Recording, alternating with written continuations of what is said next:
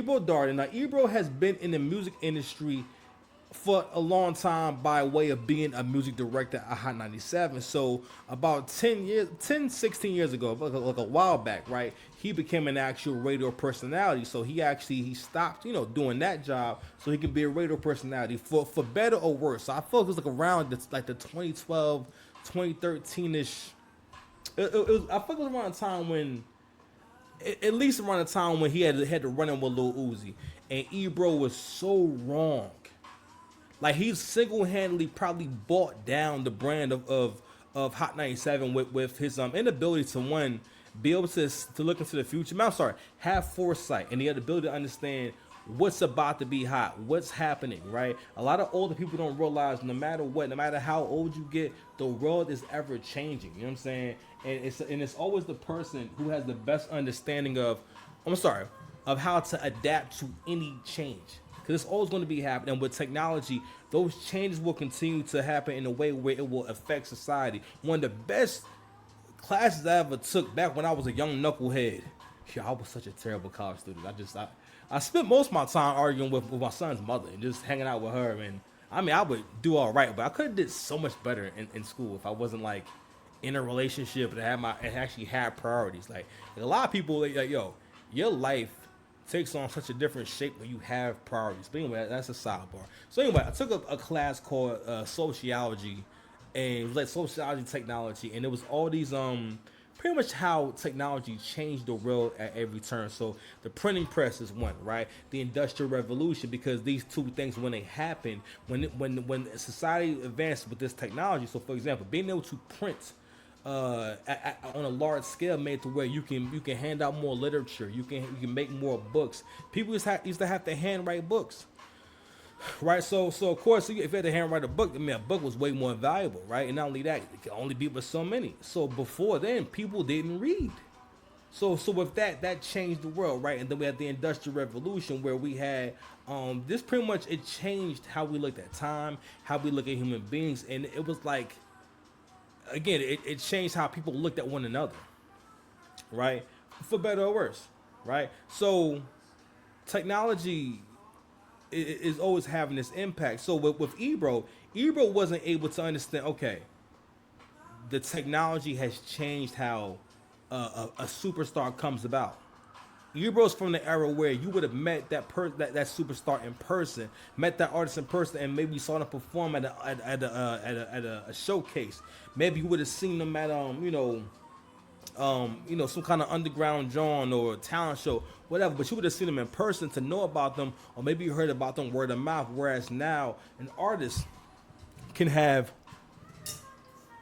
who knows unlimited amount of music videos that they already made by themselves. Especially with the advent of AI, when you understand, okay, how to make your own AI stuff that actually looks good, and cause that's the next wave now. We're like,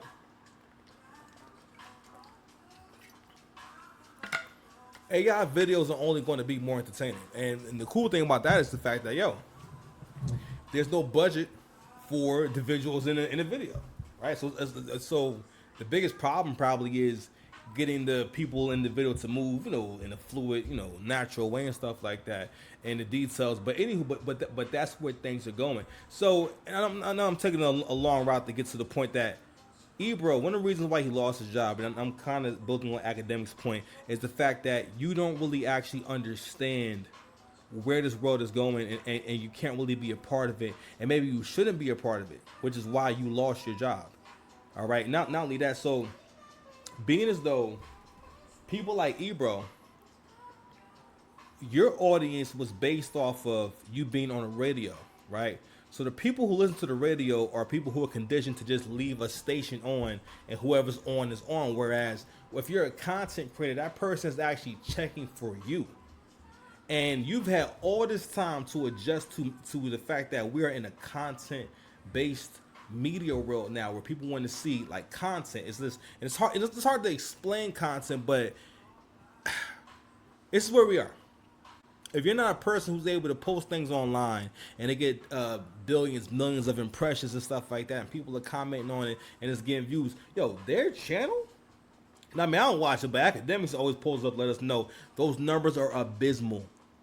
Like it's almost no point of a celebrity even going on there, right? So, anyways, going back to where these people come from. So you come from an era where like, yo, people, you kind of been forced on people. Like people weren't whenever people don't actually like you or like your show. You know what I mean? Whereas like if you're like say someone like me, no, every detail counts. I'm performing this shit. You understand?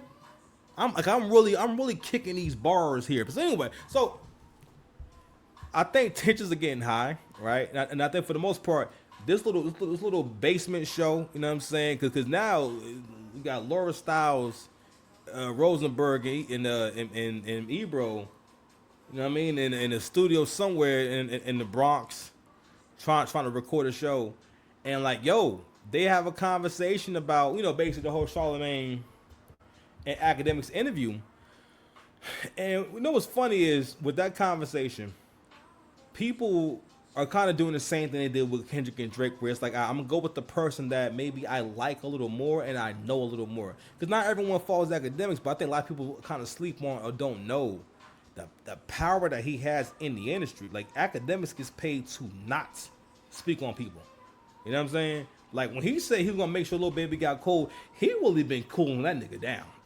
Pause. He's been cooling him. You gotta realize, yo, only takes one person to start a narrative, and then that narrative can spread. Like I said before, one person who's famous has a big channel. Not even that. You don't even need to have a big channel. One person can make a video, then another content creator sees it and says, you know what, I'm gonna talk about that, and I like that point. I never thought of it like that.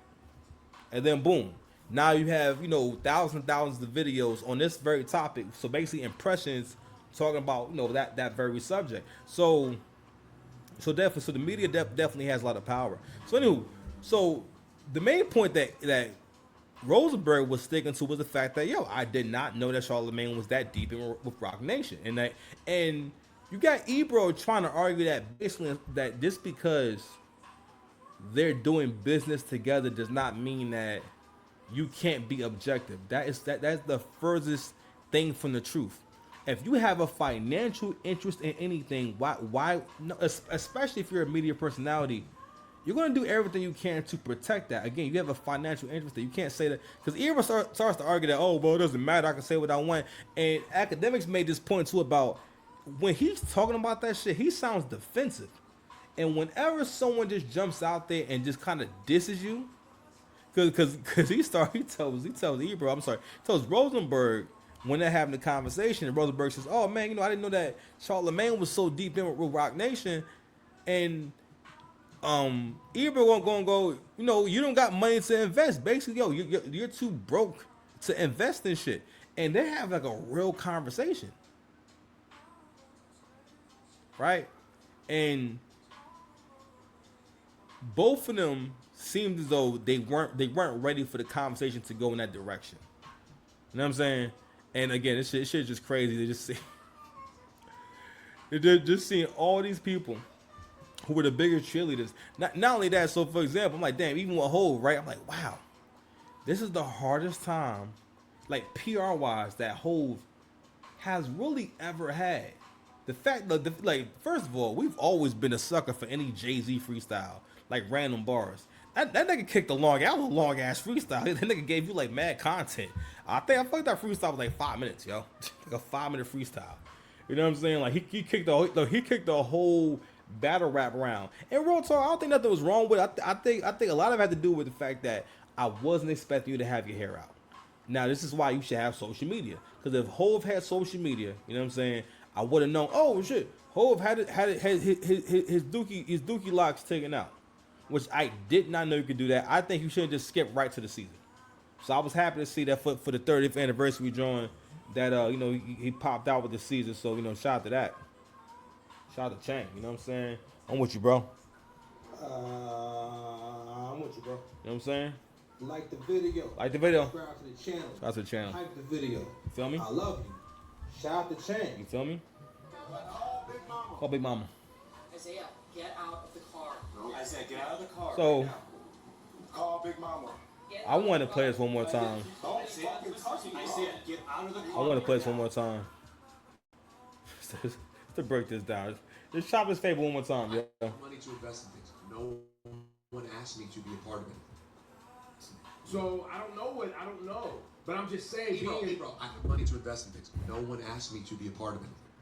well then, Because I'm not gonna roll over. They know I'm too much of a risk. I am seen as, I believe, a risk to be too close to people. Either that or What are you talking about?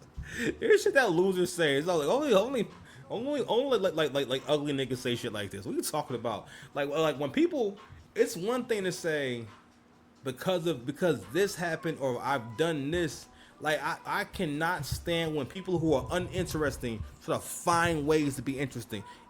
Rosenberg might be the most uninteresting person to ever be in media. You know what I'm saying? He seemed like a, you know what? I don't know if he's a nice guy. I feel like listen, because a lot of bald dudes are really unhappy.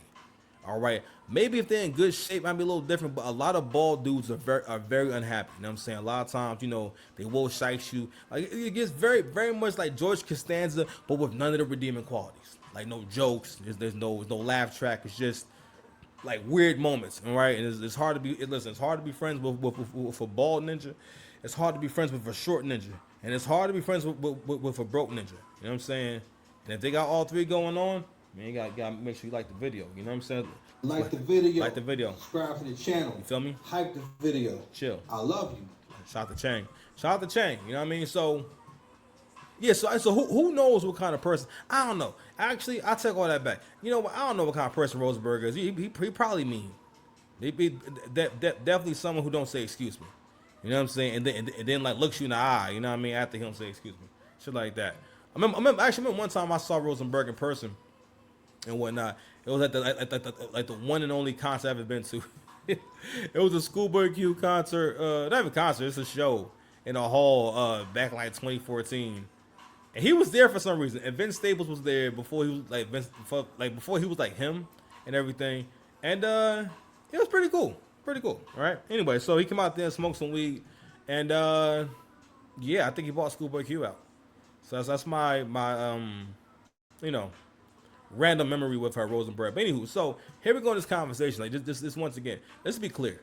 Yo, you don't never tell a man or speak on a man's financial situation ever. And Academics made a good point because like, yo, it's such a fucked up conversation because Ebro would know how much money you making. You know what I'm saying? And now y'all doing content and everything. Who knows how that's being divvied up? Oh my God. Oof, mercy. Anywho, let's play this clip. they just, at least I can be grateful that quietly people think I have nothing in my pocket. But what I'm saying is, don't say it's not nothing to be asked to be part of a group to invest. Of course that's something. Well, no. That's legitimately being down.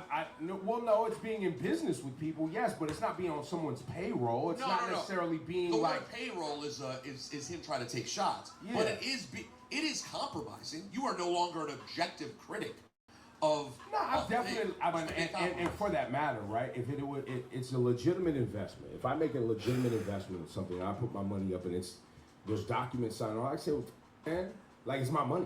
I can say what the I want to say. It's my... Yo, it's crazy you just threw out you don't have money to invest in me. That was wild. I didn't know. Like, you don't even have anything to invest in anything. Well, because I haven't seen you invest in anything. So I didn't know if that's what you...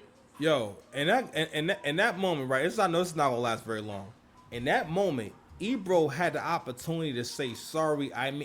He could have said, listen, sorry.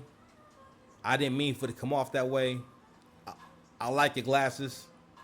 I think they're cool. I feel like he felt like, listen, I gotta change my whole look, so I'm gonna buy mad thin aviator glasses. I'll tell you something. If you want to be a person that wears like several pairs of glasses, one thing you have to understand is that aviator glasses, I don't know, it's like a very delicate thing. Like they don't look good, especially like wireframe aviators don't really look good on a lot of people unless you have like a very small face. You know what I'm saying? If you have like a bigger face, like ain't nothing wrong with his, like I always say that, but at the same time, it's like, you know what? I think I don't know if those glasses fit you. You know what I'm saying?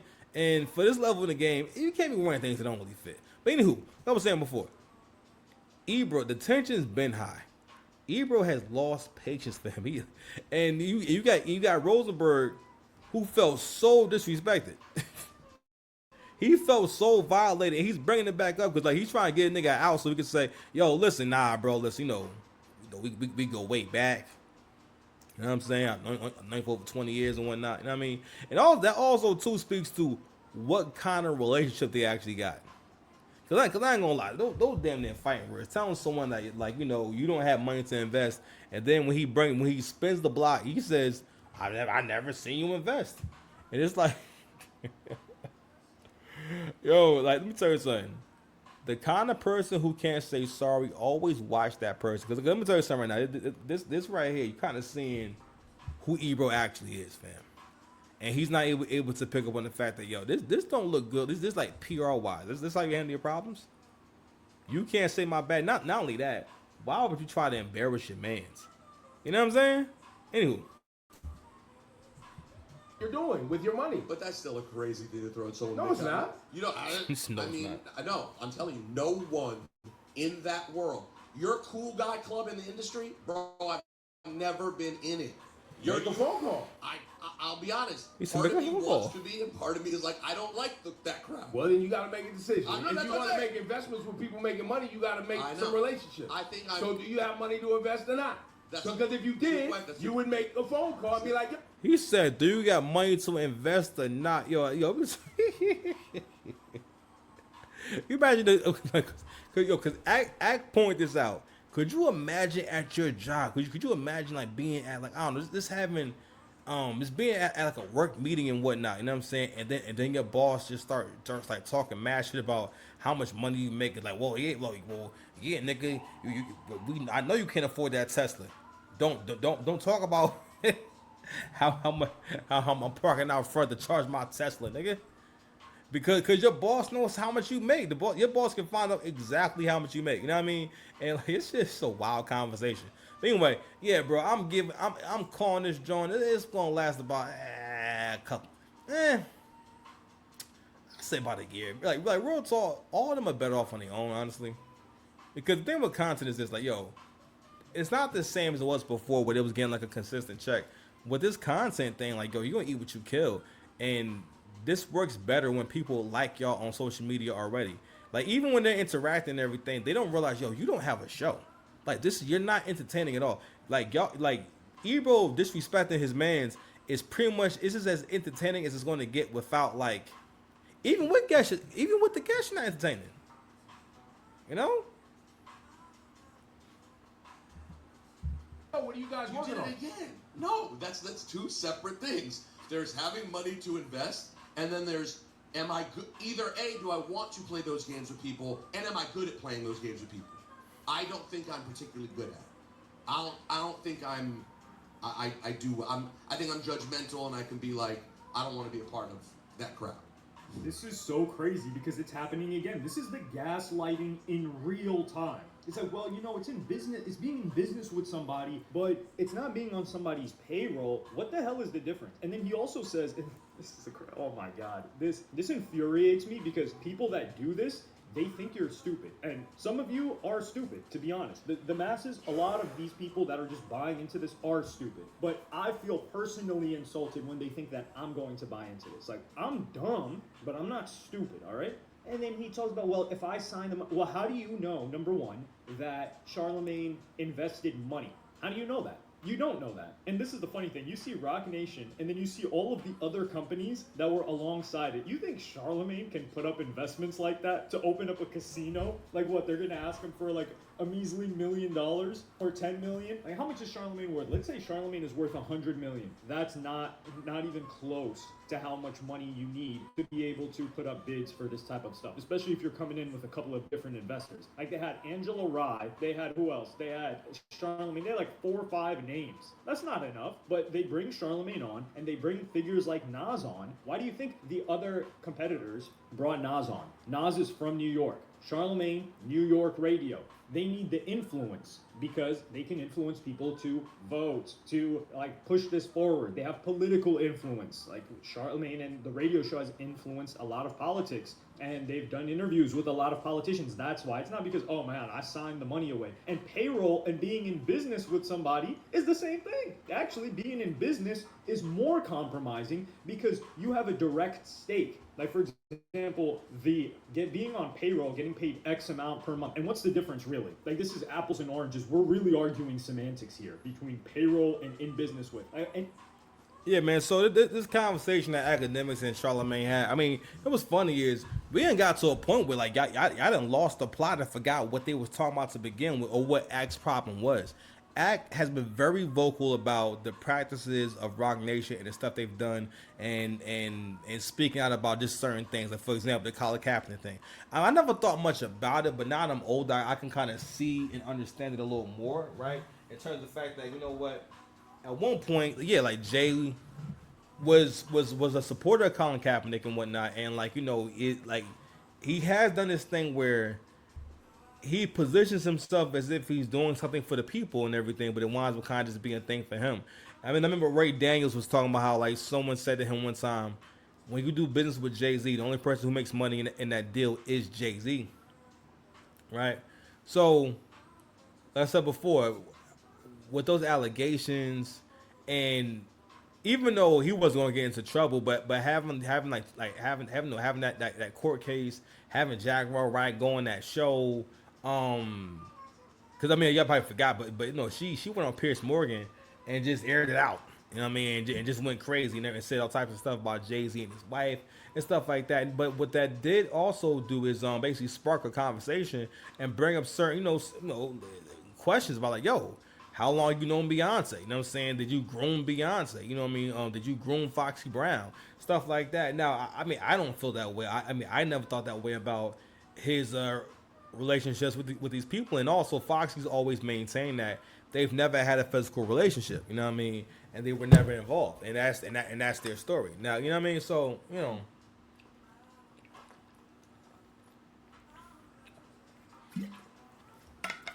But Act's feeling was, it's nothing wrong with Charlamagne having done business with, you know, Jay-Z and Rock Nation. It was the fact that you have not disclosed that, right? So, for example, Hove and OVO, yo, it's a little bit of a beef right now.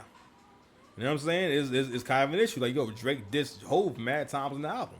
You know what I'm saying? So, you know, even to the point where, yo, you got people having to pick sides. You know what I mean? Like, yo, like Maul from Rory and Maul, who's afraid to go to the Jay-Z show. You know what I'm saying? Old head's going to jump on him. You know what I mean? But not real talk though. So, even with that, I made me kind of think about like, yo, how far back, like how deep in is Jay-Z and Charlamagne? Because you got to realize that rappers are extremely competitive. A rapper will go out their way to make sure that you do get sabotaged, right? So now that we've seen that Jay was willing to put Kendrick up there at the Super Bowl and not just have him be out there, but make sure he performs that song.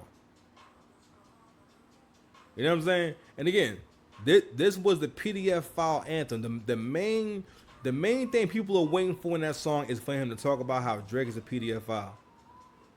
No lawsuits, no court cases, no victims, no proof, none of that shit.